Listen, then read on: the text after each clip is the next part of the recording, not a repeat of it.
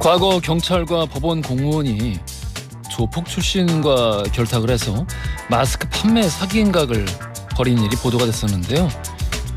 최근 다시 들춰보니까 조폭 출신인 한 명만 처벌을 받았을 뿐 관련된 경찰과 공무원은 모두 아무 문제 없이 현직의 신분을 유지하고 있다는 후속 보도가 나왔습니다.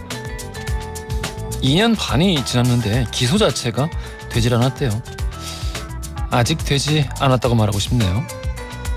세상에 늘 희망을 북돋아주는 이야기로만 가득 차 있는 것도 이상하겠지만 요즘 들어선 참 따라가기 어려울 정도로 슬프고 화나는 소식들이 넘쳐나고 그에 관한 반응도 지나치게 빨라서 신문을 보는 것 자체가 힘이 듭니다.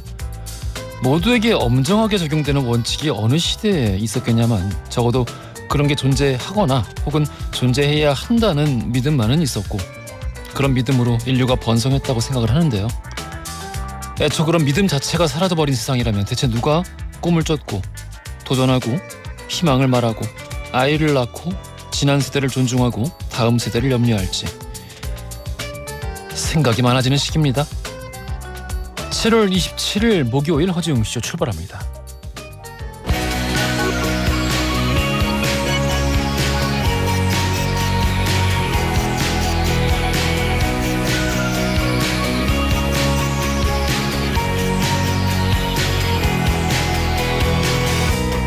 우린 오래전부터 어쩔 수 없는 거였어.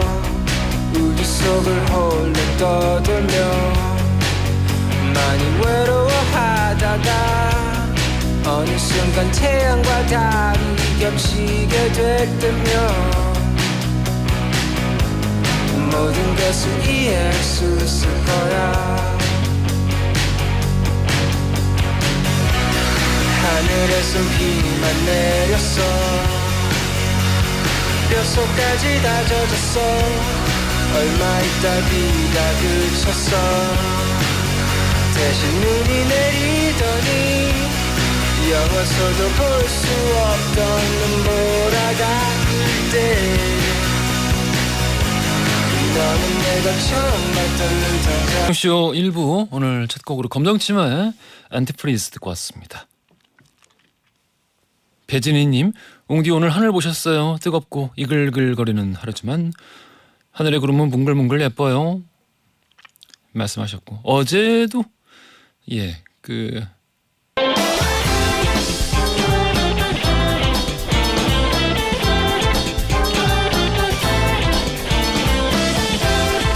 트렌디한 뉴스를 따라옵니다. 손이의 에 허지웅의 지 에지 중지 뉴스. 뉴스.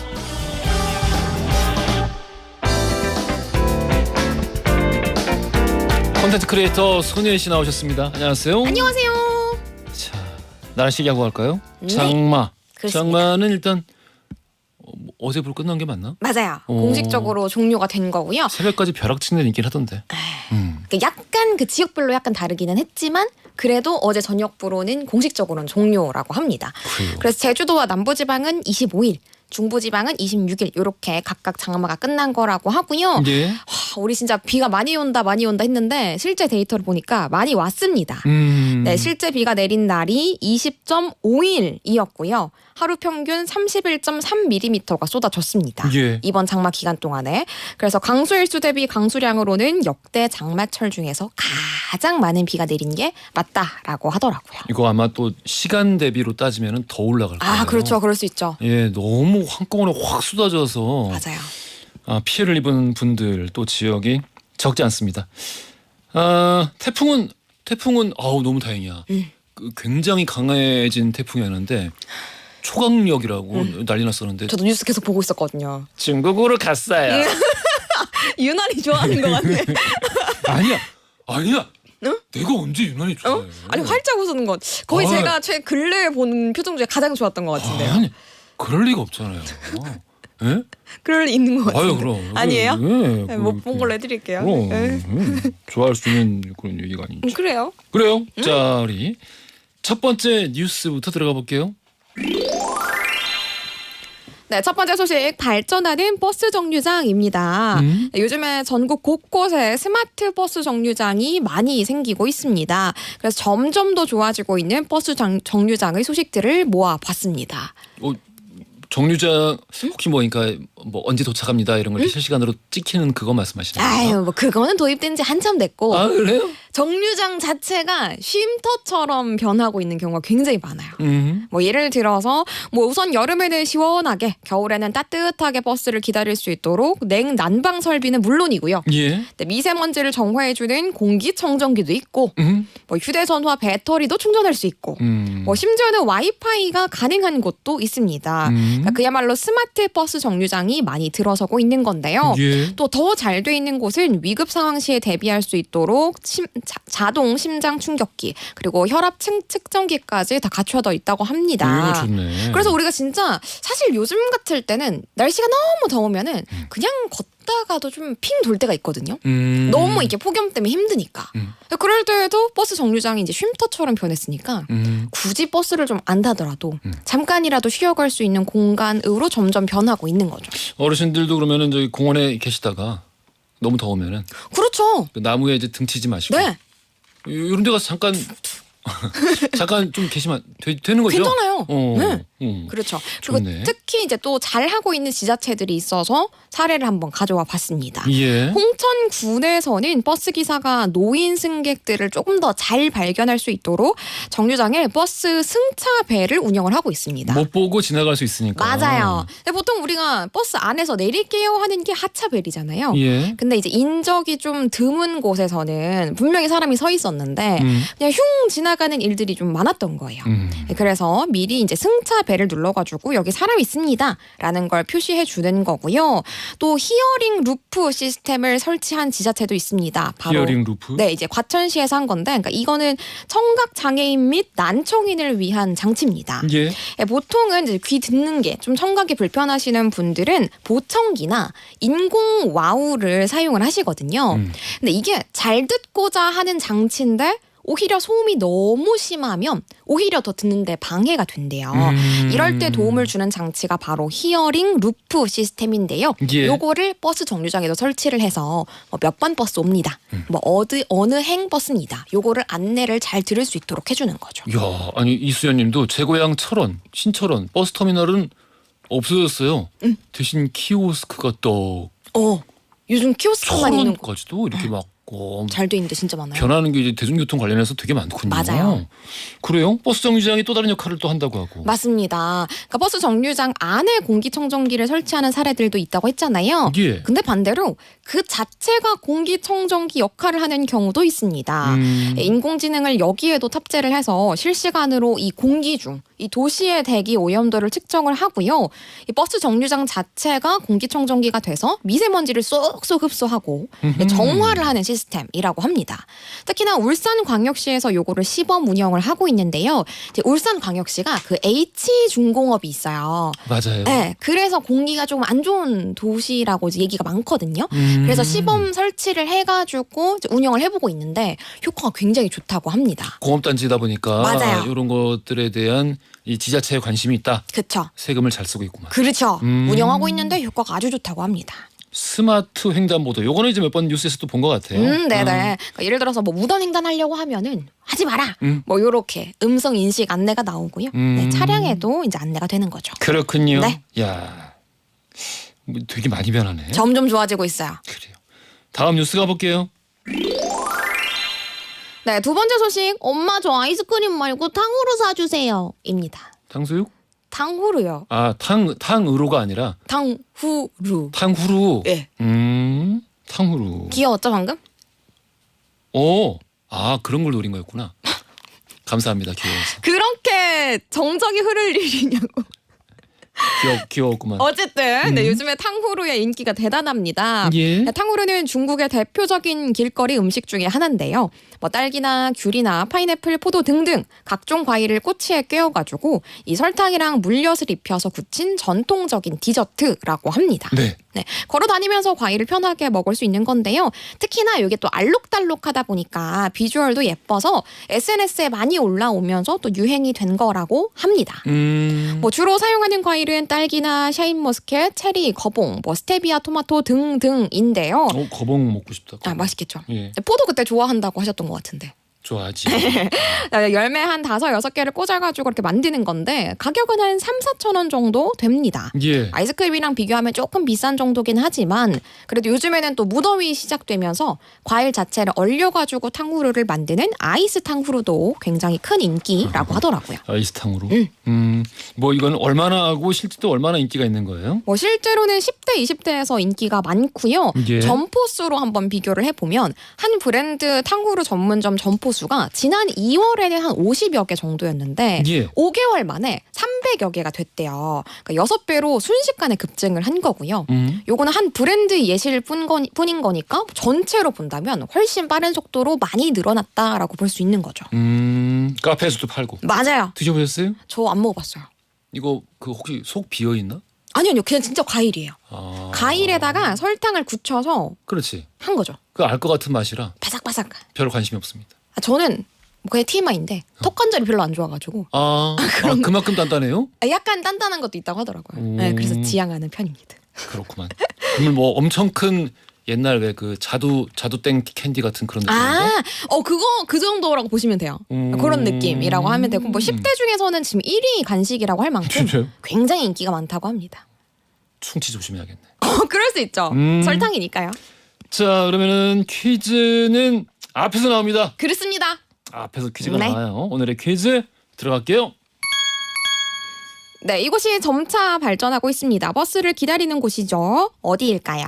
1번 기차역, 2번 공원, 3번 버스 정류장. 야, 하다 너무 쉽죠? 너무 좀 쉽죠? 알겠습니다. 짧은 건 50원, 긴 건 100원이 드는 문자 샵 1035번 또 무료인 고릴라로 보내주세요. 2부 시작하면 당첨자 바로 발표해드릴게요. 고생하셨습니다. 감사합니다. 자, 허지용 쇼. 웅디라고 좀 불러다오 웅디라고 좀 불러다오 웅디라고 좀 불러다오 웅디라고 불러다오 웅 세상을 향한 유쾌한 궁금증 허지웅 쇼. 허지용 쇼 2부로 돌아왔습니다. 퀴즈 정답 3번 버스 정류장이었어요. 정답자 이진경님, 안선영님, 9594-3332-3283 쓰시는 분 축하드려요. 이 5분 커피 선물로 보내드릴게요. 홍준영님이 안녕하세요. 첫 방송부터 매일 꾸준하게 듣고 있는 청취자예요. 글은 처음 보냅니다. 항상 건강하시고 힘내세요. 해주셨는데 홍준영님도 늘 건강하시고 힘내시길 바랍니다. 감사드리고요. 또 이외에 고은경님, 하순옥님, 최현민님, 이순구님, 9373, 3900, 6258, 6919 쓰시는 분도 게시판 참여하셨네요. 잘 오셨고 꾸준히 또 놀러 오십시오. 자, 오늘 히스토리 월드 함께하는 날이죠. 박광일 작가님과 함께 역사 속 학교와 교사라는 주제로 이야기 나눠보겠습니다. 광고 듣고 작가님 바로 만나볼게요. 안녕하세요. 손현재입니다. 주니어에서 국가대표로 새로운 시작마다 힘이 되었던 건 최고의 잠을 만들어준 베스트 슬립. 그래서 전 이번에도 베스트 슬립이에요. 손현재가 선택한 신혼 침대 5-star hotel mattress. 베스트 슬립. 여름이네요. 당신이 이렇게 물을 자주 마시는 걸 보니 사람은 평생 약 70톤의 물을 마신대요. 어마어마하죠? 지금 이 물 한 모금도 내 몸에 쌓이는 거니까 건강한 물, 믿을 수 있는 물로 꼭이요. 우리가 믿는 물, 제주 삼다수. 한양파로 맛있는데 이유가 어디 있겠어 한양파로 환상적인 마블링의 풍미 최고 한양파로 프리미엄 질성 소고기 맛집 한양파로 마동석도 좋아하는 소고기 맛집 한양파로 한양파로는 그냥 좋은 거야. 락토핏 프로메가 아임비타 아이클리어 종근당 건강모렌 다다다 다다다 다다다 모든 건강 다 있다. 건강 다다다. 종근당 건강몰. 지금 종근당 건강몰을 검색하세요. 올여름 혼자 어때 둘이 어때 셋이 어때 올여름 국내 어때 해외 어때 여기 어때 여행할 때 여기 어때 여행할 때 여기 어때 여러분 때가 됐어요. 여기 어때? 할 때. 안녕하세요. 반올림 피자 모델 지코입니다. 반올림이 왜 제 취향이냐고요? 클래식한 페퍼로니와 달콤한 반올림 고구마, 단짠의 정석 통마늘 불고기까지. 내가 좋아하는 피자 결국 반올림에 있으니까. K-스탠다드 피자 반올림 피자. 반올림 피자. 너 새싹이 뭔지 알아? 멋진 개발자가 되고 싶어. 새싹과 함께 시작하면 멋진 개발자가 될 수 있어. 꿈꾸는 개발자 취업 코스. 청년 취업사관학교 새싹. 서울시와 서울경제진흥원이 청년 여러분을 응원합니다. 한 번에 합격. 해커스로 가자. 해커스 공무원 합격. 해커스 공인중개사 합격. 해커스 세무회계도 합격. 한 번에 합격. 해커스 한 번에 합격. 해커스.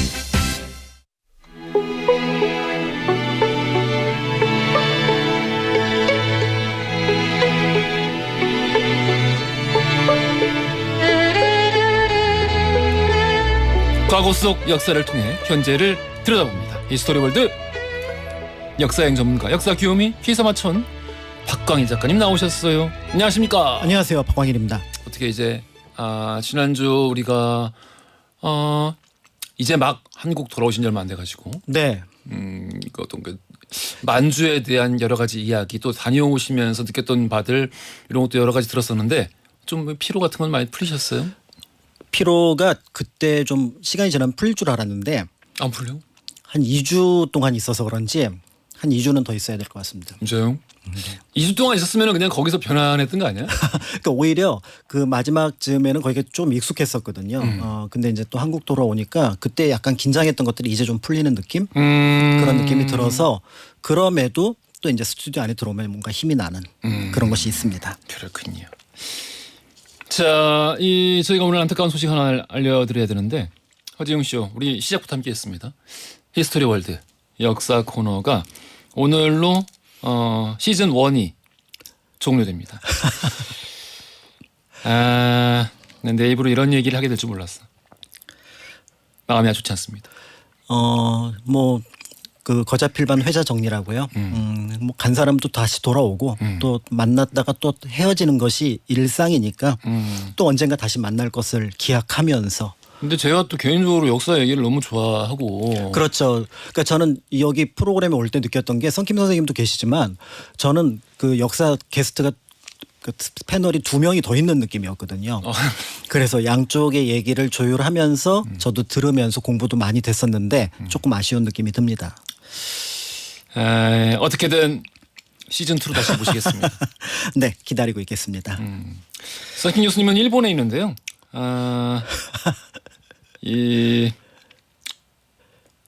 노코멘트. 아무튼 뭐 인사말을 남겼다고 하는데 한번 들어보시죠.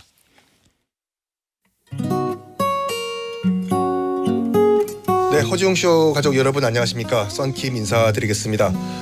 오늘이 마지막 시간인데 원래 스튜디오에 직접 가서 여러분께 마지막 인사를 드려야 하지만 갑자기 또 일이 생겨서 지금 일본에서 인사를 드리고 있습니다.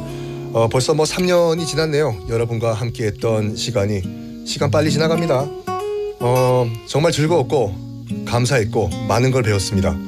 저 썬킴이 또 크게 성장하고 한 걸음 더 나갈 수 있었던 큰 계기가 됐던 것 같습니다. 지용 씨 정말 감사해요. 옆에서 많이 이끌어 주셔가지고 뭐 조만간 또 좋은 프로에서 뵙겠습니다. 그리고 든든한 선배와 같이 옆자리를 지켜주셨던 이끌어 주셨던 우리 박광희 작가님 정말 감사하다는 말씀 또 드리겠습니다. 많이 배웠습니다. 부족했지만 이끌어 주셨던 우리 PD님 그다음 작가님들 감사의 말씀을 드리겠습니다. 허지웅쇼 가족 여러분 정말 감사했고 감사하고 앞으로도 감사할 겁니다. 여러분과 함께했던 시간 오래오래 행복하게 기억하겠습니다. 감사합니다. 지금까지 썬킴이었습니다.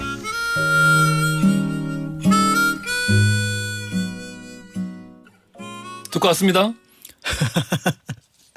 BGM 우리가 깔아준 거야? 그런 것 같아요. 이런. 자, 우리 네. 이 박강일 작가님과 또 이제 우리 코너의 이 대미는 3부에서 이야기를 또 나눠보도록 하고. 네, 알겠습니다. 자, 그러면 우리 주제로 한번 넘어가 보겠습니다.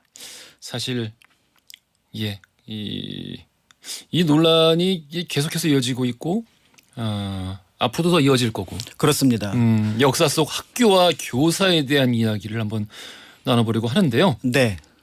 참, 뭐 하루 걸러 하루마다 새로운 이야기들도 나오고. 그렇죠. 그러니까 계속 안타까운 이야기들이 들려오는 가운데 그러니까 어떻게 보면은 해결을 하겠다고 나서는 것을 보면은 그러니까 금방 뭔가 해결될 것처럼 얘기를 하고 있거든요.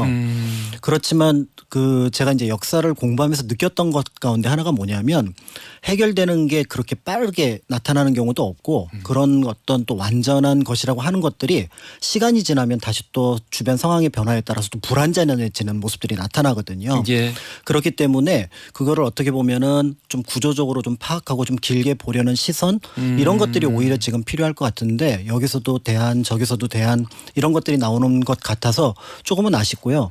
무엇보다도 학교 현장에 대한 얘기를 선생님들의 목소리가 제일 덜 나오는 편입니다. 그러게요. 그러니까 정치인이라든지 뭐 사회에서 여러 다른 일을 하시는 분들, 교수님들 이런 목소리는 많이 나오는데 학교 현장은 학교 선생님들이 제일 잘 알고 있고 또 학부모들이 잘 알고 있고 또 학생들이 얘기할 수 있는 부분들이 있기 때문에 그런 얘기들을 좀 충분히 듣고 나서 비로소 그 문제의 어떤 해결점을 찾아가는 것 이런 것들이 필요할 것 같다라는 생각이 들고요. 예. 이제 그런 면에서 오늘 이제 역사 속에서 도대체 선생님은 어떤 존재였는지 그 내용에 대해서 조금 준비를 하고 또 말씀을 드리려고 합니다. 저는 그 학교 내에서 학생의 인권과 교사의 인권을 따로 나누어서 이야기하는 이 문제에 대해서 관련해서 제가 얼마 전에 오프닝도 쓰기도 했었고, 네. 그거를 왜 나누는지, 그렇죠. 나누면 결국 우열을 가리게 되고, 맞습니다. 그러면은 결국 지금 이런 문제가 생겼으니까 한쪽을 또 죽이고 반대 방향으로 확 가버리는 그런 방식으로 이런 일이 해결될 수 있다라면은 사실 정말 오래전에 해결할 수 있지 않았을까. 그렇죠. 라는 생각도 함께 들고. 그러니까 이게 사실은 서로 충돌하는 문제가 아니라 그럼요. 공존할 수 있는 문제인데 그 공존의 문제를 다른 방식으로 좀 더 접근을 하는 것이 필요하거든요. 그러니까 예를 들어서 우리가 이제 선생님이라고 얘기를 하고 학생이라고 얘기를 할 때 선생님의 권위가 굉장히 높았던 시절이 있어요. 지나치게. 그래서 저는 개인적으로 제가 우연히 어쨌든 갔던 시기였지만 전 군대에서는 어떻게 보면은 맞아본 적이 없는데. 진짜? 네. 진짜? 그때 YS가 딱 들어가고 서울 인근의 군부대에 대해서는 굉장하게 통제를 했었습니다. 하긴 그때 때려잡던 때니까. 그렇죠. 군인들. 네, 그때는 완전히 그러니까 뭔가 위에서부터 뭔가를 할 것처럼. 네, 이제 한화회를 청산하면서. 그렇죠. 그런데 저는 오히려 학교 다니면서는 굉장히 많이 맞았거든요. 짐작하시겠지만 그 시대에 학교 다녔던 분들은 왜 반성적이 떨어지는데 단체로 맞아야 되는지를 몰랐고. 그 다음에 지각이라든지 뭐 어떤 청소를 할 때 그게 뭔가 조금 부족하다고 해서 또 이제 단체로 어떻게 보면 맞는 경우가 있었는데 그런데 이제 그렇게 맞았을 때 또 그걸 집에 가서 얘기를 못 했어요. 왜냐하면 그건 또 학교에서 더 잘못한 부분들을 가지고 또 이제 집에서도 혼이 나는 부분들이 있었으니까. 근데 그 권위라는 것들이 언제 만들어졌는지 진짜 궁금했었거든요. 근데 몇몇 자료를 찾아보니까 그 교사의 권위가 극대화됐던 시기가 있습니다. 일제강점기요. 일제강점기. 네. 이제 그 학교의 군대화를 통해서. 그렇죠. 그러니까 이 교사가 스승이 아니라 한마디로 더 높은 계급을 가진 절대장거죠. 그렇죠. 그러니까 칼을 차고 들어왔고 물론 이제 문화통치 시기에는 그 칼을 내려놓고 그 군복도 벗기는 했지만 1910년 정도에 그리고 1945년까지 교사의 권위라고 하는 것들은 특히 교사가 일본인인 경우에는 그 권위가 굉장히 높았었거든요. 이제 그런 부분들에 대한 어떤 반작용이 없는 상황에서 그 관성화됐던 것들이 있었는데 그걸 다시 뭔가 이렇게 문제를 해결하는 부분들이 그 처음부터 본질이 잘못됐다고 해결해야 될 부분들을 다른 방식으로 접근을 했던 거였죠. 그래요. 그러면은 방금 말씀하신 내용들을 좀 중점적으로 듣게 될까요? 그럼 오늘? 네, 그래서 이제 그 역사 속에서 보면 이제 선생님, 그 다음에 이제 그 스승, 그 다음에 이제 교사. 이제 이런 어떤 표현들이 어떻게 비롯되었는지를 좀 살펴볼 필요가 있을 것 같은데요. 스승이 어디에서 비롯되었는지를 보통 이제 생각을 많이 안 하시는 것 같습니다. 근데 이제 보통 스승사. 그러니까 사자는 스승사자니까 이게 선생님을 가리키는 건데 이 스승이라는 말은 우리말이에요. 예. 그렇다면 이 말은 어디서 왔을까? 오, 그 생각 안 해봤네. 그렇죠. 오. 그러니까 이제 실제로 이 스승이 어디에서 왔을까는 국어학적으로 두 가지 어원이 있는데 저는 개인적으로 그것이 하나라고 보거든요. 그러면 이제 그런 이야기들을 그렇죠.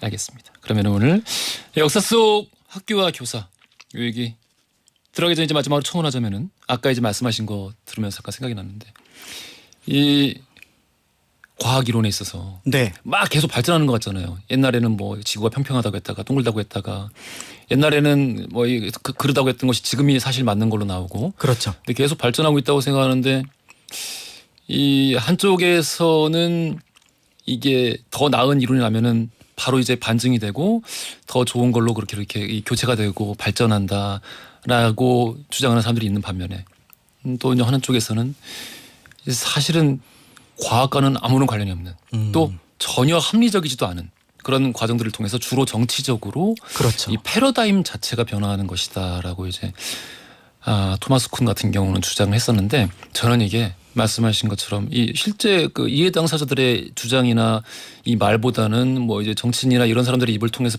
발화가 많이 된다고 말씀하셨잖아요. 이번 일도 좀 그런 식으로 가고 있는 것 같아서 조금 이제 안타깝다는 생각이 듭니다. 그렇죠. 이제 그런 부분들도 안타깝기도 한데 이제 좀 잘 찾아봐야 될 것 같습니다. 그래요. 자, 그러면 본격적으로 학교와 교사 이야기 그 어원에서부터 시작하겠습니다. 네, 이제 스승 하면은 도대체 이게 어떻게 시작됐을까 이렇게 이제 궁금해지는 부분들이 있는데요.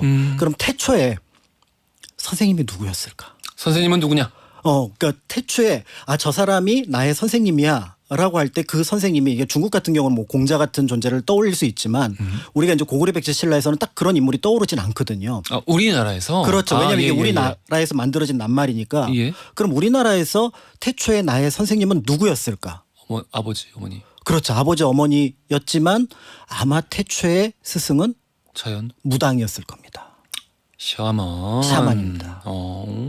그러니까 우리가 알고 있는 뭐 그러니까 단군 왕검의 그 단군이라는 말도 그렇고 그 다음에 이제 뭐 소도나 천군 같은 소도에 있었던 천군 같은 경우를 먼저 생각을 해서 재정 일치나 재정 분리를 얘기를 하잖아요. 그러니까 지금은 이제 정치 얘기를 하지만 처음에는 제사장이 조금 더 권위를 가지고 있었고 그가 우리에게 뭔가 가르침을 줄 거다. 이렇게 보여졌는데 보통의 역사에서는 이것이 그냥 자연스럽게 사라집니다. 정치의 어떤 그 군장의 그 영역 속으로. 예. 그런데 신라에서는 그게 잠시 이름으로 등장했던 적이 있어요. 왕의 이름으로. 그렇지. 남의 차차웅. 그러니까 이 남의 차차웅이라는 말이 등장을 하니까 이 남의 차차웅이 사실은 이제 박혁것의 거서관. 그때는 왕이라고 하지 않고 거서관이라고 했고 예. 남의 왕 때는 남의 차차웅이라고 얘기했고 그다음에 이제 이사금으로 넘어가거든요. 그런데 이 차차웅을 다른 표현으로 우리가 바꿀 수 있는 표현이 뭐냐면 이제 그럼 두 번째 선생님의 존재입니다. 무당의 존재에서 두 번째로 이분이 우리 선생님이야. 무당에서 스님. 스님. 국사 왕사. 이번에도 그러니까 그 어떤 그 종교 체계 예, 연결이 되는 앞도 거죠. 마찬가지고. 그렇죠. 왜냐하면은 차차웅의 표현이 바로 뭐냐면은 그게 차차웅을 빠르게 발음하면은 중이 됩니다. 차차웅 중. 제 이름 같은데. 중. 그렇죠. 차웅, 충. 중이에요. 그럼 그게 거기서 온 거야. 중이라는 말이 여기서 온 말입니다. 그래서 중은 이제 승려를 가리키는 말인데 우리가 삼국시대라든지 그다음에 고려 때 보면 국사 왕사제도가 특히 이제 고려 때 국사 왕사제도가 자리를 잡거든요. 예. 여기서 이제 스승사자가 들어가는 게 바로 누구냐면 승려를 가리킵니다. 그러니까 우리가 무학대에서 태조의 왕사다라고 얘기를 하면은 태조의 스승이면서 승려의 역할을 하게 되는데 이 승려를 스승사자와 승려 승자를 붙이면 사승이 돼요. 사승을 다른 표현으로 빠르게 발음하면 스승이 되는 겁니다. 이거 오늘 마지막 시간이라고 대충 그냥 막 꾸며오신 거 아니에요? 꾸며온 거 아니에요. 그러니까 선생님으로서의 승려를 스승이라고 발음을 했던 것이 나중에 스승사자가 들어왔을 때는 그냥 일반적으로 선생님을 가리키는 낱말로서 스승사 이렇게 불렀던 거예요. 그러니까 우리가 알고 있는 그 스승을 가리키는 사자와 그다음에 스승을 가리키는 순우리말은 원래 이제 시작은 종교적인 권위와 그다음에 종교에서의 가르침 이런 것들을 바탕으로 했으니까 아 거기에 권위가 얼마나 실려 있을까 이런 것들을 이제 생각해 볼 수 있을 것 같은데 이제 스승 사자가 자연스럽게 퍼져 나가면서 저분이 나의 선생님이야라고 얘기를 하게 되면서 예. 이제 우리가 알고 있는 현재의 교사상 선생님의 상들이 이제 어떻게 보면은 자연스럽게 만들어지게 되는데 그건 이제 한문의 어떤 변화 속에서 이제 나타났다라고 볼 수가 있는 거죠. 그렇군요. 아 이게 그러니까 결국에 처음 시작은 이 종교와 뗄래가 뗄 수가 없네요. 그렇죠. 그만큼 근데 이 뭐 종교라고 말을 표현해서 그렇지 결국 믿음 체계와 관련된 것이고 그렇습니다. 그러다 보니까 아 교육을 받는다. 나에게 가르침을 주는 자 그렇다면은 아 믿을 수 있는 자. 그렇죠. 또, 그러니까 존경하는 자, 신뢰하는 자. 그렇지. 그 너무너무 이 중요한 사람인 거죠. 삶에 있어서. 맞습니다. 그렇게 해서 이제 스승을 굉장히 높이 평가를 했고 그래서 조선 시대 여러 자료들을 보면은 이제 이런 말, 그러니까 꼭 자료를 보지 않더라도 이제 우리가 들어왔던 속담 중에서 스승님의 그림자는 밟지도 않는다. 그건 이제 그 유교 영향 때문에. 그렇죠. 그러니까 예. 굉장히 높이는 모습들이 이제 조선시대에 나타나거든요. 밟을 수도 있지 뭘. 그렇죠. 근데 실제로 밟을 거야. 근데 건축물 가운데 소수성 같으면은 선생님이 머무는 방하고 학생들이 머무는 방이 있는데 학생들이 머무는 방의 그림자가 선생님 방에 안 닿도록 해놨습니다. 아이 그러니까 너무 예, 그래서 이제 실제로 그렇게 굉장히 높였는데 근데 그것과 다른 이면이 또 존재했다는 거예요. 이면 바로 뭐냐면은 보통 이제 그 정규 교육 기관이라든지 뭐 국가에서 이제 시강원에서 이제 뭐 세자를 가르친다든지 이런 사람에게는 굉장히 높은 대접을 했지만 일반적으로 그러니까 동네에서 아이들을 가르치는 선생님, 서당에서 가르치는 선생님, 훈장 굉장히 열악한 처지였고요. 동네에서도 굉장히 가볍게 봤습니다. 그러니까 보통 우리가 선생님이라는 표현과 어울리지 않게 훈장에는 무슨 글자를 하나 붙여서 마치 그냥 편하게 할 수 있는 일처럼 훈장질. 그렇죠. 훈장질. 그러니까 이 양쪽의 극단의 모습들을 염두에 두고 조선시대 교육을 봐야지 어느 하나만 놓고 봐서 그것이 온전하게 모두 존재하는 것처럼 보여서는 안 되는 거고요. 그런데 왜 훈장이라는 분이 이렇게 낮은 평가를 받았냐면은 몇 가지 이유가 있는데 첫 번째는 이분들의 학식이 너무 떨어져요.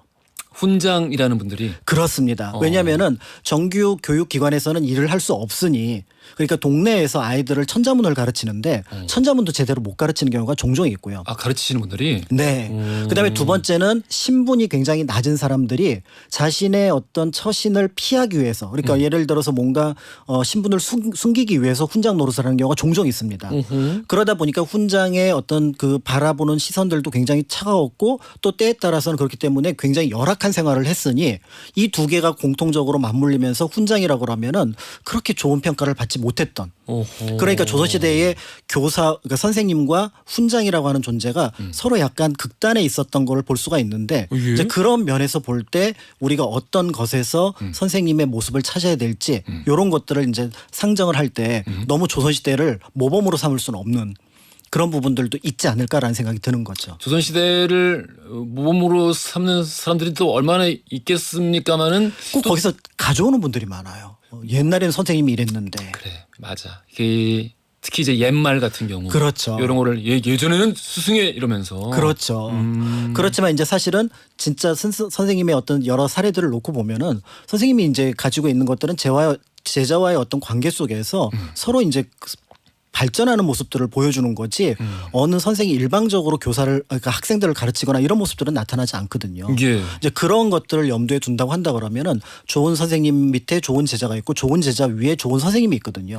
이 둘이 대립되는 것이 아니라는 것들을 그럼요. 네, 같이 생각을 해 보신다면 거기에 맞춰서 나타날 수 있지 않을까. 예를 들어 이제 정약용 같은 경우가 황상의 어떤 제자를 두었는데 그와의 관계들을 통해서 보면 이제 이런 것들도 짐작해 볼 수가 있습니다. 그러니까 이 막 낙향하거나 네. 혹은 약간 유배 도중에 이 제자들을 거두어서 가르쳤던 이 양반 출신들 이런 분들이 아닌 이상에는 그 가르치는 일 자체가 존중받았던 건 아니네요. 그렇습니다. 네, 그래서 이제 실제로 성균관이든 이런 곳에서 그 선생님을 구하기 어려우니까 자연스럽게 서원 쪽에서 그래서 이제 거기에 이제 학생들이 모이게 되는 배경 중에 하나가 교사의 질이 학교의 수준이기 때문에 그 학교의 수준을 유지하지 못하니까 공립 교육기관이 그러니까 이제 사립 교육기관이라고 할 수 있는 서원 쪽으로 학생들이 모이게 되는 상황이 만들어지게 된 거죠. 그렇군요. 자, 우리 역사 속 학교와 교사에 대한 이야기 함께 나눠보고 있는데요. 여기서 돌발 퀴즈 드릴게요. 우리나라 최초의 학교로 알려져 있는 태학. 태학은 372년 고구려의 17대 왕인 이왕이 만든 것으로 전해집니다. 율령을 반포했고요. 불교를 공인한 인물이기도 합니다. 이 왕은 과연 누굴까요? 1번 광개토대왕, 2번 소수림 왕, 3번 장수왕. 힌트. 그러니까 이분 장례를 그 숲에 지냈어요. 소수림이라고 하는 숲에. 그랬구나. 네, 그래서 이 이름이 생겼어요. 그랬구나. 근데 진짜로? 진짜로요. 아, 진짜로? 예, 그래서 동쪽 개울에 장사 지내면 동천왕, 서쪽 개울에 장사 지내면 서천왕, 아름다운 개울에 장사 지내면 미천왕. 묘자리를 근거로 이름을 지었어요? 예, 이때는 시호 묘제도가 없었어요. 그렇구나. 시호 묘제도는 나중에 법흥학 때 처음 만들어지거든요. 그 전까지는 이름을 편의에 따라서 기억하기 쉽게 붙였습니다. 이렇게 뭔가 새로 알아가는 게 있는 시간인데 빠른 시간 안에 다시 모실 거예요. 전화 가시는 분들 짧은 건 50원, 긴 건 100원이 드는 문자 샵 1035번 또 무료인 고릴라로 보내주세요. 추첨 통해 선물 보내드리겠습니다. 라이온킹 OST에서 서클 오브 라이프 들으면서 3부로 갈게요. 허지용 쇼.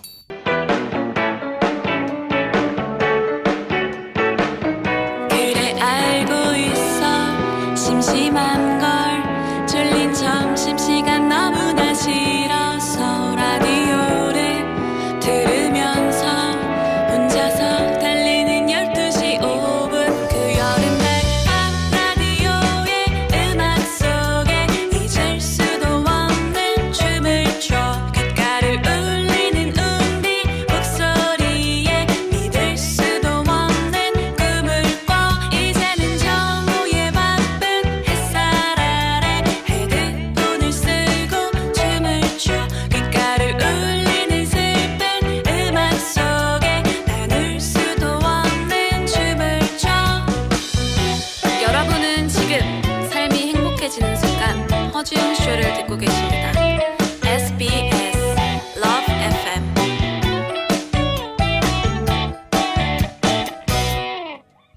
허지용 쇼 3부로 돌아왔습니다. 히스토리 월드. 자, 오늘 시즌1 마지막 시간이에요. 박강을 작가님과 함께하고 있습니다. 요거 아시려나? 홍장성님께서 소수님은 그럼 지금의 대략 어디쯤인가요? 그러니까 당시 지명이기 때문에 정확하게 알 수는 없습니다. 그런데 이제 소수리망의 무덤으로 추정하는 것이 이제 국내성 인근에 있기 때문에 국내성 집안 인근이 아닐까 정도까지만 추정을 하고 있습니다. 알겠습니다. 우리 역사 속 학교와 교사에 대한 이야기 나누고 있었는데, 요거 이제 그 마무리가 더 있나요? 네, 이제 간단하게 이제 마무리를 하면은 그 아무래도 이제 결국은 그 좋은 교사를 만나는 것은 결국은 이제 학부모들과 학생들의 노력과 관련이 있을 것 같아요. 예. 그러니까 제가 이제 그 지난번에 만주 갔을 때 윤동주가 다녔던 명동학교를 갔었는데 그 학교가 초기에 자리를 잡았던 거는 정제면이라고 하는 그러니까 이제 조금 그 우수한 교사를 초빙하면서부터 그 명동학교가 자리를 잡습니다.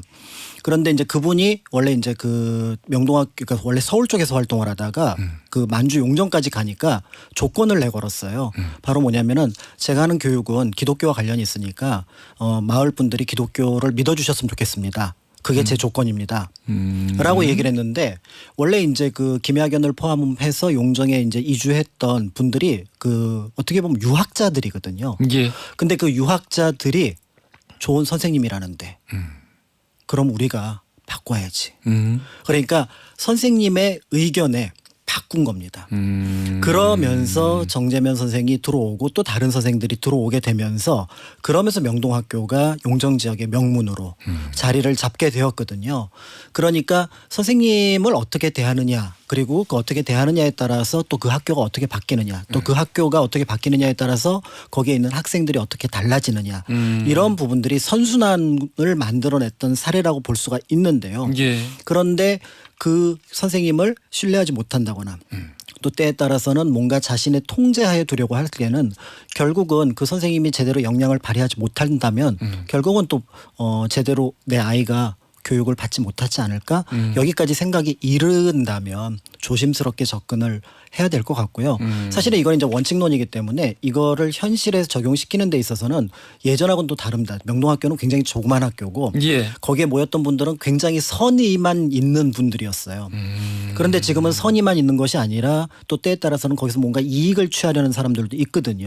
그 충분한 악의들이 있죠. 그렇습니다. 예. 그렇기 때문에 이거는 그 선의를 바탕으로 하되 기본적으로 제도로서 악의를 어떻게 보면 가진 사람들을 추려내려는 작업들 이 작업들을 동시에 하는 것. 그래서 선의는 선의대로 강조를 하고 그다음에 문제가 생길 만한 부분들은 좀 정리를 해야 되는 부분인데 어느 한쪽을 강조하는 것들은 적절하지 않아 보이고요. 무엇보다도 이제 고민해야 될 부분들은 결국은 어떤 학교도 교사의 수준을 넘지는 못합니다. 오호. 그러니까 이제 교사의 수준이 그 나라의 교육, 그 학교의 수준 그리고 그 학생들의 실력을 담보한다는 점을 생각을 한다면 훌륭한 선생님을 얻기 위한 방법을 어떻게 만들어 나가야 될지 단순하게 개인으로 나의 선생님이 아니라 우리의 선생님이 어떤 존재가 되어야 될지를 고민해 본다면 그렇다면은 이제 여기에 대한 어떤 고민의 시작점들은 뭐 만들어질 수 있지 않을까 이런 생각이 드는 거죠.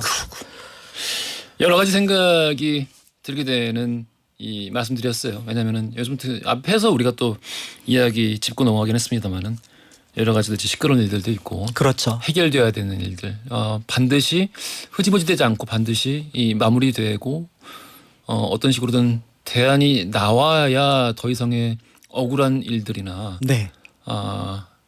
이제 이번 같은 경우는 죽음까지도 맞습니다. 이런 일들을 막을 수 있으니까 이거는 뭐 이제 그 교사 측이든 학생 측이든 마찬가지예요. 이 서로의 권리가 기본적인 것이 지켜지는 가운데 그렇죠. 예, 그 잘못된 것들은 서로가 서로를 견제할 수 있어야 되는 장치들이 있어야 되는데 맞습니다. 이게 조금 이제 현재는 일방적으로 된 부분도 있고 또 이제 제 개인적으로 보기에는 인권이라는 말을 붙일 이유가 없는 곳에 자꾸 인권이라는 단어가 인플레이션처럼 쓰이고 있다라는 생각도 동시에 들어요. 여기 인권이라는 말을 왜 붙여주지? 이런 생각이. 그래서 더 싸움을 좀 붙이긴 부분도 있다. 네. 라는 생각도 드네요. 그래서 우리 시즌 1을 마무리하면서 박경현 선생님이 마지막으로 또 우리 그 역사 공부, 네. 역사를 배우는 데 있어서의 어떤 고민해야 될 부분. 고민해야 될 부분. 네. 이런 것에 대한 또 이야기를 마지막으로 또 해주신다고 해서. 네, 원래는 기대. 이걸 좀 같이 좀 나눴으면 좋겠는데 이제 혼자 하게 돼서 좀 아쉽기는 한데요. 일단은 이제 지금 말씀드렸던 것과 연결선상에서 보면은 이제 제가 역사 이렇게 막 자료를 살펴보다 보면은 몇 가지 없는 게 있습니다. 우리는 쓰는 말인데 과거에 그런 게 있었나라고 하는 것들. 대표적인 게 태평성대. 태평성대. 없었던 것 같아요. 근데 옛날에도 태평성대 당연히 없지 않았을까요? 그렇죠. 그런데 예전에도 항상 태평성대를 가정을 하고 우리가 잠재적으로 예를 들어 뭐 세종대왕식이라든지 정조식이라든지 아니면 또 광개토대왕식이라든지 이런 데를 최상의 상태라고 보고 그러니까 어떤 그 이데아. 그렇죠. 우리가 추구해야 할 이상향. 그렇습니다. 근데 그 시기조차도 그 태평성대가 양반의 것이었는지 평민의 것이었는지 노비의 것이었는지를 생각해 보면은 결국은 정근대 역사에서 하층민에게는 한 번도 태평성대는 없었던 거잖아요. 그런 것 같아요. 그렇죠. 그렇기 때문에 역사를 보는 시선을 굉장히 복합적으로 입체적으로 가지지 않으면 어느 하나의 이미지를 가지고 그거를 그 역사상으로 반영을 해서 그럼 우리도 그렇게 가자라고 해버리는 복고주의가 돼버려요. 그러니까 이거를 좀 피하는 작업들을 해야 될 것 같습니다. 당대의 맥락을 짚지도 못하고 지금 현실의 맥락조차 고려하지 못한 상태에서 그냥 막무가내로 그때가 좋았다. 그렇죠. 라고 이거를 아무 맥락 없이 뚝 떼어서 가져와 버리는 복고주의가 된다. 그렇죠. 아. 그래서 이제 그러다 보면은 두 가지 문제점이 나타나는데 바로 뭐냐면은 영웅 만들기예요. 이거는 근데 제가 전에는 아우 이거 진짜 우리나라 이거 완전 동특인가 이런 생각했었는데 그 어디나 그래. 그러니까요. 그러니까 누구 한 명을 영웅을 만들어서 이 사람을 이용하는 사람들도 있고, 그렇죠. 이제 뭐 그 여러 가지 또 이제 그 이용하다가 또 뭐 죽기도 하고 아무튼 영웅이 없이 큰 게 잘 안 움직여요. 그렇죠. 그러니까 이제 영웅의 존재를 그러니까 조금 이제 그 뭔가 그 약점이 있는 영웅. 그 최근에는 어쨌든 그 미국의 헐리우드에서도 영웅들이 굉장히 약점들이 많잖아요. 할리우드의 영웅? 그렇죠. 명배우들도 그렇고 명감독들? 아니면 거기에 등장하는 영웅 캐릭터들. 영화 속에. 영화 속의 캐릭터들. 그럼요. 그러니까 이제 그게 굉장히 긍정적인 어떤 모습을 보여준다고 보여지거든요. 어떤 부분에서는 영웅적인 모습을 보여주지만 어떤 데서는 너무나 빈약한 모습을 보여주는 그렇지만 그래서 더 뭔가 친근감이 가는. 근데 역사 속 캐릭터들이 그렇거든요. 근데 그 역사 속 캐릭터를 이제 영웅으로 설정하면 어떤 문제가 발생을 하냐면 예. 다른 누군가가 새로운 연구 결과를 통해서 그 사람을 비판을 하거나 새로운 사실을 알아냈다고 하면 그거를 거부합니다. 그러면서 야, 너 여기 나라 팔아먹을 놈이네. 그렇죠. 이렇게 얘기를 한다거나. 네, 예를 들어 뭐 어느 왕에 대해서 좀 비판적인 시선을 가지면 어떻게 그렇게 볼 수가 있지? 이렇게 얘기를 하면서 모든 것들을 이제 거부하는 시선들이 나는데 뭐 선 넘었네. 그렇죠. 이렇게. 그런데 우리가 그거를 현대로 생각을 해보면 현재 우리가 이상적인 인간이 없는 상황에서 없죠. 그러면 과거는 현재보다 훨씬 더 여러 철학적이라든지 다른 배경들이 미비한 상황인데 그 시대에 그럼 완벽한 사람이 있었을까를 거꾸로 생각해 보면은 없거든요.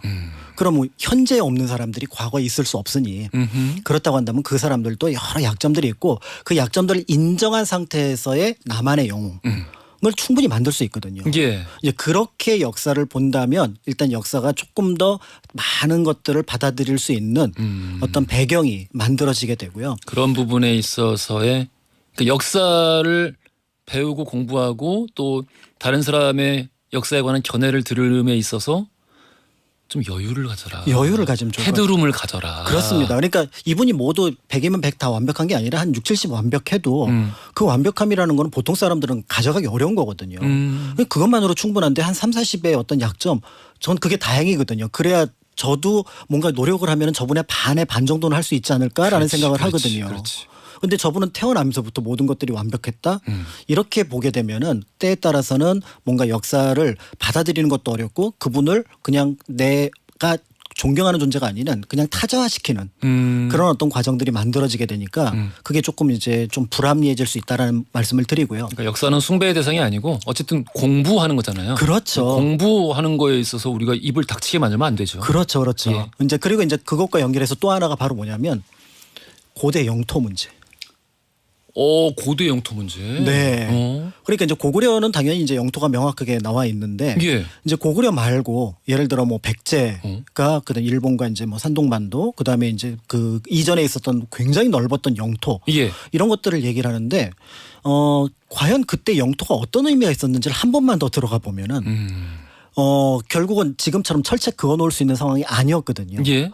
그러면은 그 당시에 영토라는 개념은 활동 범위 정도로만 인식을 해야 되는데 그거를 지금의 그러니까 어떻게 보면 침범할 수 없거나 침범당해서는 안 되는 그런 어떤 영역으로 인식을 하는 경우가 종종 있습니다. 예. 그리고 그거를 자랑거리로 그때는 영토가 넓어서 자랑스러웠는데 지금은 우리가 영토가 좁아서 뭔가 조금 부끄럽지 않느냐. 우리 선조들에게 보기에 부끄럽지 않느냐. 그렇죠. 이런 얘기를 하게 되는데 기본적으로 정근대 역사에서 영토는 유지하는 것 자체가 굉장히 어려웠습니다. 계속 바뀌잖아요. 계속 바뀌는 것도 있고 인구 문제예요. 인구가 그 영토를 채울 정도가 되지 않으면은 그거를 유지하는 것이 거의 불가능에 가까워서 우리가 윤관이 동북 구성을 설치하고도 그다음에 사군 육진을 맞아요, 설치하고도 맞아요. 사군이 예. 한참 동안 폐사군이었어요. 예, 그냥 비어 있었잖아요. 비어 있었습니다. 예. 그래서 때에 따라서는 섬 전체를 비우는 경우도 있었고요. 그러니까 이런 것들을 생각해 보면은 그게 그렇게 역사에서 결정적인 장면은 아니거든요. 그런데 거기를 너무 결정적인 장면. 물론 이제 납득되는 부분이 우리가 10만 제곱킬로미터밖에 안 되니까 영토가 좀 좁으니까 약간 그런 어떤 욕망이 있기는 하지만 욕망을 과거의 역사에 투영할 필요는 굳이 없다라는 거죠. 근데 이제 그 이런 부분에 있어서 이게 내가 진짜 인간으로서 어쩔 수 없는 부분도 있어 가끔. 그렇죠. 내가 사람이라 참을 수 없게 되는 부분들.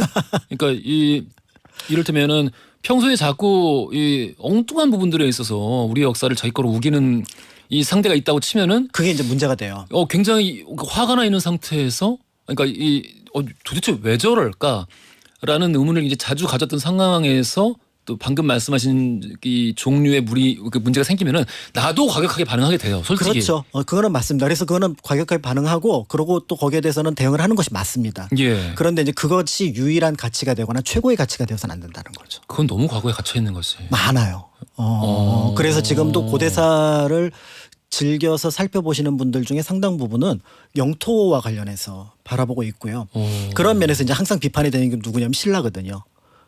예. 통일신라. 예. 이제 우리 이제 남북국으로 하면은 이제 남국이 되는 그 신라가 되는데 생각해 보면은 우리는 얼마나 노력을 했는가. 그러니까 신라는 저기 대동강 이남의 땅을 확보를 했잖아요. 근데 우리는 지금 휴전선 이남에서 한 번도 요즘은 아예 그쪽을 넘어볼 생각도 못 하고 있거든요. 우리 이제 지금 교류나 통일이나 이런 것들에 대해서. 우리가 지금 수복하지 못한 영토니까. 근데 어쨌든 그 영토를 이제 우리가 다시 이제 찾아오는 것 혹은 이제 또 다른 미래사항 뭐 이렇게 대안이 됐든 비전이 됐든 이런 것에 대해서 이야기하는 논의의 장 자체가 없다. 그렇죠. 최근에 이제 일개보 같은 경우 보면은 북한 쪽은 아예 안 나오는 경우가 수두룩하거든요. 이제 그런 면에서 볼 때 우리는 그러면 불편함을 느끼지 못하는데 왜 그들에 대해서는 불편함을 느껴야 된다는 것처럼 얘기를 해야 되는 건지 이제 이런 부분들이 있어서 영토에 그렇게 민감할 필요는 없을 것 같고요. 제가 보기엔 단군 이래 지금 대한민국이 가장 잘 살고 있습니다. 그렇다고 한다고 경제적으로 경제적인 뿐만 아니라 세계적인 영향권, 영향력. 예. 그래서 어딜 가더라도 내가 한국에서 왔다라고 얘기를 하면은 그래 한국이 어떤 나라인지는 다 아는 정도가 됐는데. 김구 선생님이 얼마나 뿌듯하겠어. 그러니까요. 그런 것들을 생각해 보면은 그런 어떤 과거의 사건들은 사실로서 인정을 하되 그거를 너무 영광으로서만 인식하지는 않았으면 좋겠다라는 생각을 하게 되고요. 그러니까 이제 그게 유일한 기준이 이제 척도가 될 수는 없다. 그렇죠. 그리고 이제 만약에 고구려가 정말 자랑스러웠다면 고구려는 다민족 국가거든요. 그러면 우리도 그거를 보듬을 준비를 하면서 또 고구려의 역사를 이제 긍정적으로 평가를 해야 되는데 보듬기 싫어도 지금 이제 보듬을 수밖에 없는 그렇죠. 이제 상황이 돼서. 근데 고구려가 그래서 굉장히 현명했던 게 자신은 영토는 넓고 그런데 인구는 적으니까 여러 민족들을 아우르는 그런 정책을 썼던 거였거든요. 나 그거 좀 궁금해요. 네. 그냥 정말 그 정치인들이 당대의 정치인들이 우리가 지금 상황이 이러니까 받아들여 하고 정책을 자발적으로 만든 거예요? 아니면은 특정한 위기 상황에 봉착을 했어요? 네. 어떤?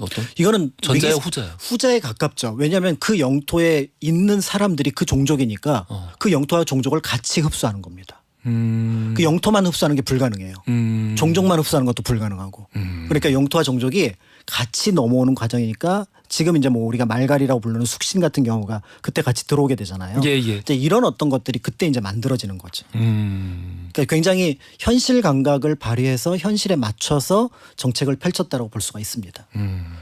현실의 기반은 그리고 이 가까운 미래를 그러니까 충분히 예상할 수 있는 그리고 대비할 수 있는 미래에 대해서 우리가 조금 더 용기 있는 결단을 내릴 수 있다라는 거를 역사를 통해 또 배워볼 수 있다. 그렇죠. 그러니까 거꾸로 얘기하면은 이제 고구려 사람들이 가지고 있는 가장 큰 장점은 터부가 없었던 거죠. 그렇지. 예, 이거는 편의적으로 이게 현실인데 우리가 굳이 이걸 마다할 필요가 없잖아. 하지만 지금은 일부 정치인들은 일부라고 말씀드리겠습니다. 이 지금 닥쳐 있고 너무 눈에 빤히 보이는 현실임에도 불구하고 일단 내 임기에는 상관없거든.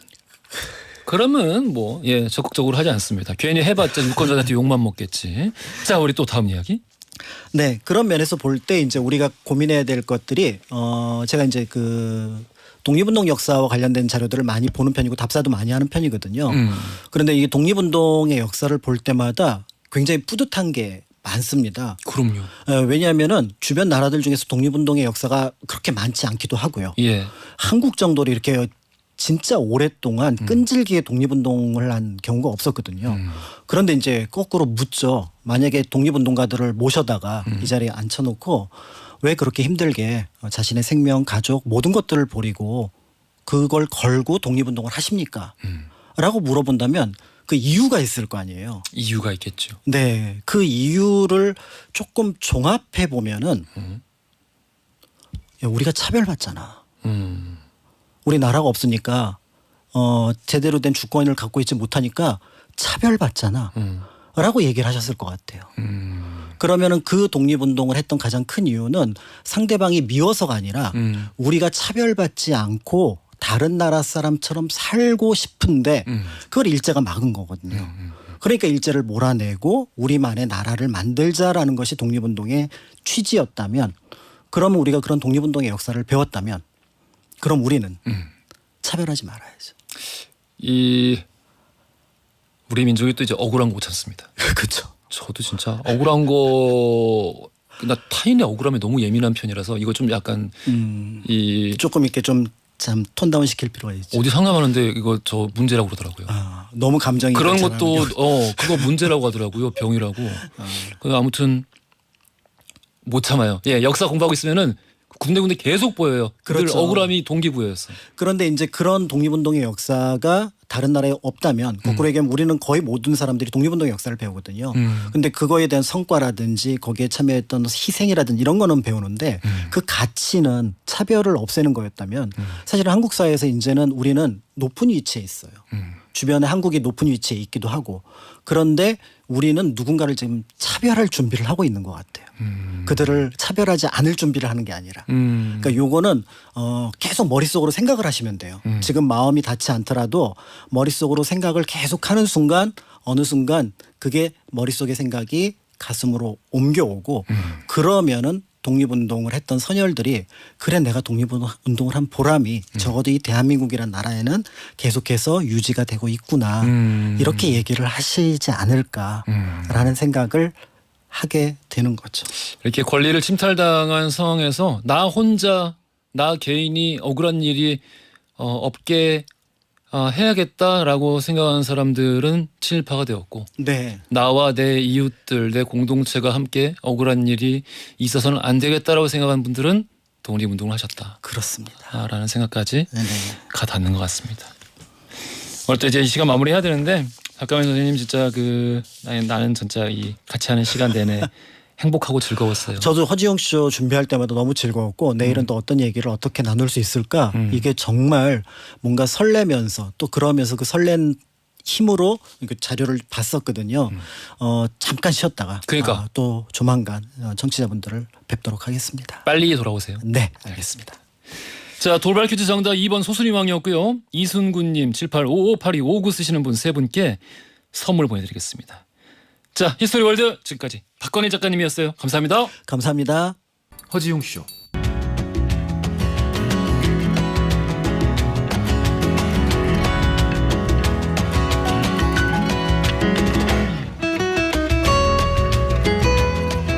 여러분의 하루를 읽어보는 시간, 나의 친애하는 하루.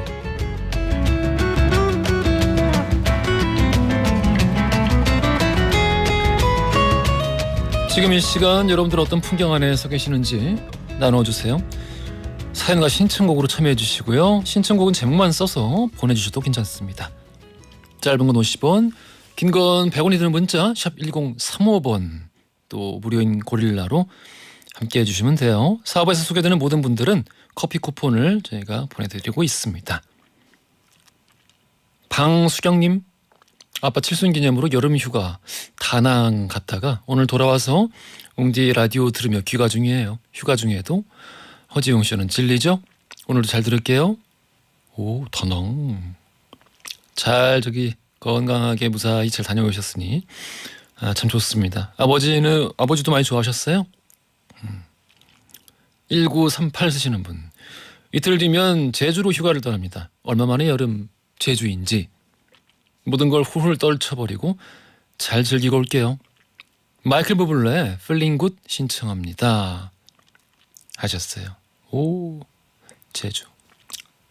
즐거운 시간 되시길 바라면서 신청하신 곡과 또 엄소리님이 신청하신 곡이 있어요. 에디트 피아프의 농지는 리그레트양. 어째? 오야, 우리 뒷부분만 좀 들었는데. 자, 이 두 곡 듣고 오겠습니다. 노래 듣고 왔습니다. 에디트 피아프의 아니요, 후회하지 않아요. 이걸 들을 때마다 뭐 그 얼마 전 이제는 얼마 전이 아니구나. 에디스 피아프의 인생을 다뤘던 그 영화도 떠오르지만 저는 이제 전에 지금도 전 굉장히 좋아하는 전에 봤던 파니핑크란 영화를 굉장히 많이 떠올리게 돼요. 생각난 김에 또 주말에 봐야겠다. 0572 쓰시는 분, 웅디 무지개 보신 지 오래됐죠? 어제 세종은 쌍무지개가 생겼어요. 너무 예뻐서 사진 보내요. 어려움 겪고 있는 모든 분들에게 희망이 생기길 바랍니다. 오, 거의 무슨 교과서적인 무지개가 떴네요.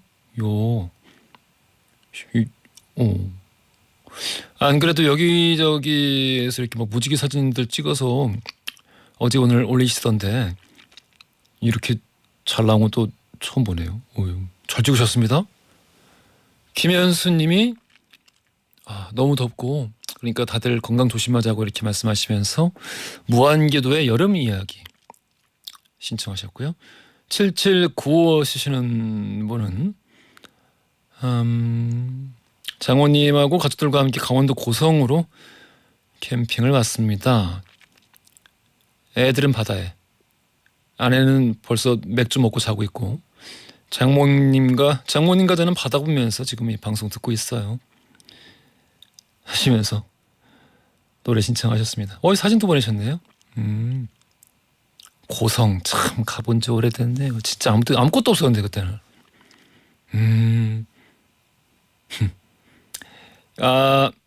우리 행복한 시간 보내고 오시고요. 신청하신 스위스로의 사랑해 이 곡도 띄워드리겠습니다. 오늘 앞서 신청하신 여름 이야기 또 사랑해 듣고 올게요. 허지웅쇼 오늘 마무리할 시간입니다. 끝곡 자화상의 어쩌란 말인지 준비했고요. 이 곡 들으시면서 저는 내일 낮 12시 5분 다시 돌아오겠습니다. 연출 최다은, 작가 강미정, 최은채, 영상 김아림, 기술 신호 최영균, 저는 허지웅이었습니다.